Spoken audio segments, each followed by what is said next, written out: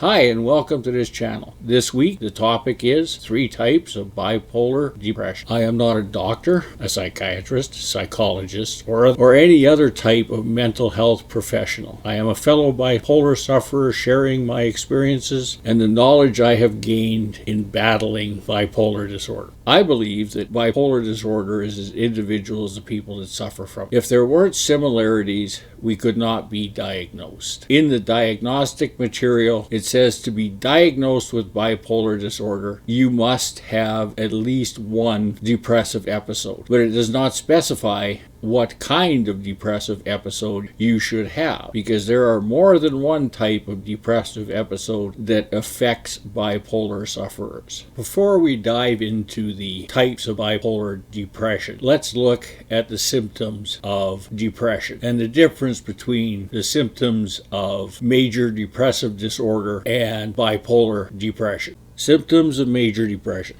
sadness, gloom, or grief, difficulty sleeping or sleeping too much, lack of energy and fatigue, changes in appetite, unexplained aches and pains, loss of interest in formerly pleasurable activities, lack of concentration, memory problems, and the inability to make decisions, feelings of worthlessness or hopelessness, constant worry and anxiety, thoughts of death, self-harm, or suicide. Symptoms of bipolar depression. The symptoms of bipolar depression are the same as for major depression, except for one. Major depressive disorder lacks the uncontrollable irritability that accompanies the depressed state of bipolar disorder. That uncontrollable irritability is what sets bipolar depression apart.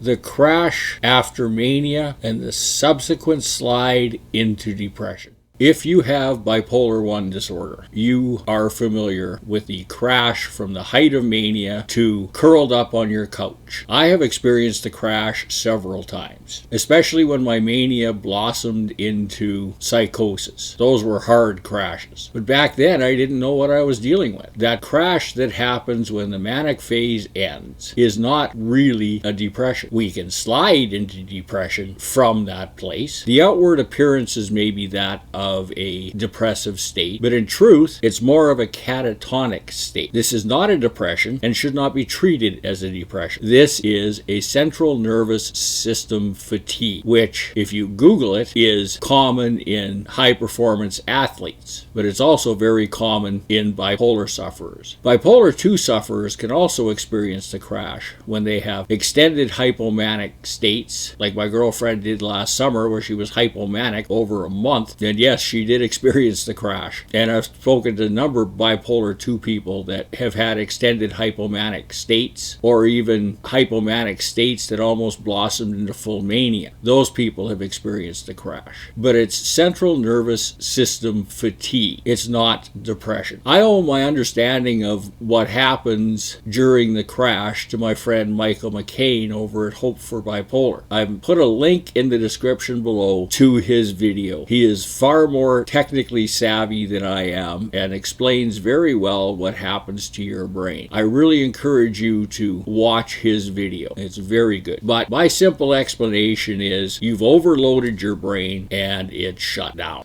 The reason that I say central nervous system fatigue is not a depression is because there are a lot of symptoms to central nervous system fatigue that are not part of bipolar depression. Persistent headaches, pain in the face, back, arms, or legs, and loss of feelings in part of your body, loss of muscle strength, tremors, seizures, increased reflexes, spasticity, limbs that jerk and do not respond properly to commands, tics, paralysis, and slurred speech. I can tell you that I have experienced the slurred speech, the limbs that jerk and don't respond to my commands. The pain, yes, there's unknown pain in bipolar depression, but I'm talking about serious pain in your joints, in your limb, or these are not symptoms of depression at all. And that is the reason that this is not a depression. It doesn't have the symptoms. It has some, but there are many more that aren't. To deal with the CNS stress crash, you need to do three things. One, you need to rest. You need to get everybody on board and kill the ideas of, I need to do this, I need to do that, I should be doing this, I should be doing that. And the easiest way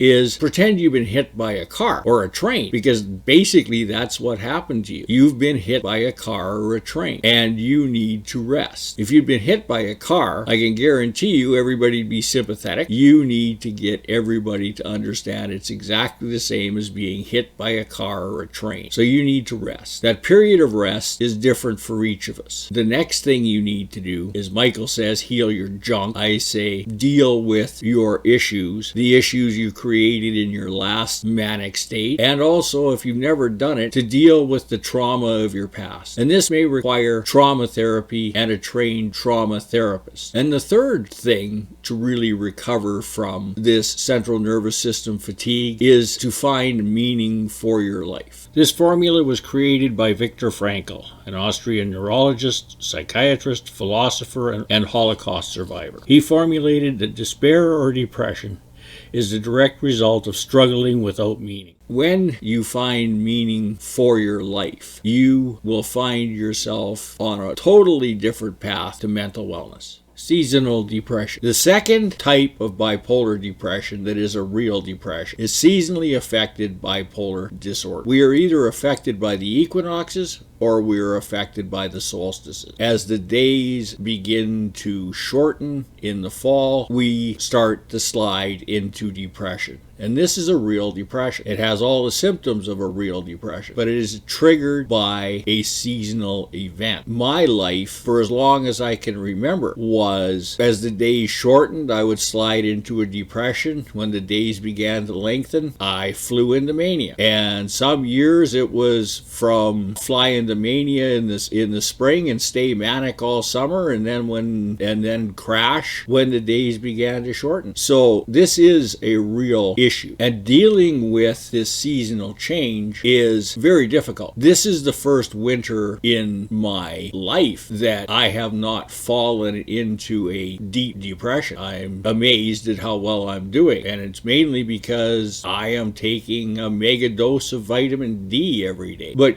that is the second type of bipolar disorder depression. Seasonal depression, either affected by the equinoxes or the solstices. Situational depression. This type of depression is triggered by situations. Situations that are difficult, or situations that do not go our way, or situations where our feelings get hurt, can all trigger this type of depression. Or the other trigger for this type of depression is loss. As bipolar sufferers, we seem to collect losses like other people collect baseball cards. The loss of loved ones, the loss of relationships, the losses of careers that we've trained for years and then found out we couldn't hold a job in that field. That happened to me. The loss of pets, the loss of friends. I could go on and on. These, again, are situations. My own story is I really dislike November. My most traumatic life event happened at the beginning of November many years ago. It took a long time for me to realize that my severe winter depressions were a combination of seasonal depression and situational depression. And it's only been in the last couple of years I have been able to discern if I'm being affected by the season or if I'm being affected by the situation. Grief doesn't go away overnight, and some losses we grieve for a long time. As bipolar sufferers, we take loss harder than men. Grief counseling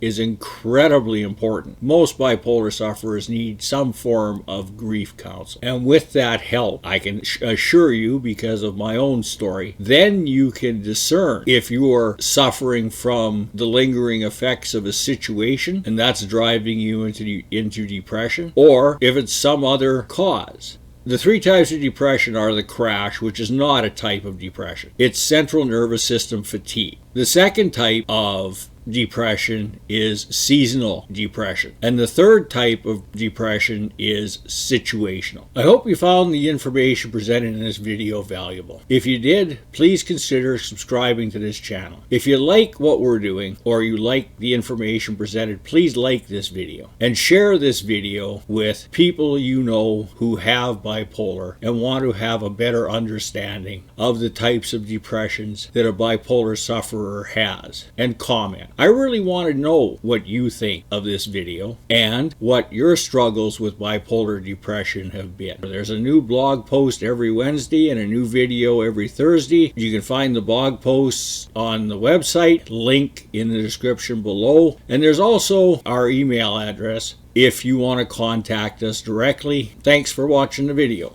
This channel is powered by Della and the Dandelion, my latest children's book. Illustration by Dennis Proulx. Della and the Dandelion contains 5 bonus coloring pages.